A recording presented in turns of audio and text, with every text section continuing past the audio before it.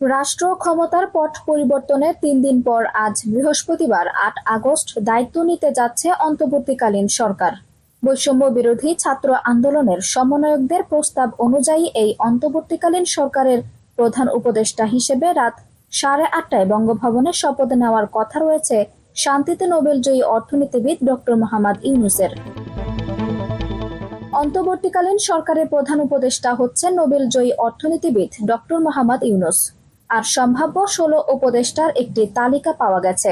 এরা হলেন Saleh Uddin Ahmed, doctor Asif Nazrul, Adilur Rahman Khan, Hasan Arif, Touhid Hossain, Syeda Rizwana Hasan, Mohammad Nahid Islam, Asif Mahmud Sajib Bhuiyan, brigadier general M Sakhawat Hossain, Supradip Chakma, Farida Akhter, Bidhan Ranjan রায়, আফম খালিদ হাসান, নূরজাহান বেগম, শারমিন মুর্শিদ, ফারুকী আজম।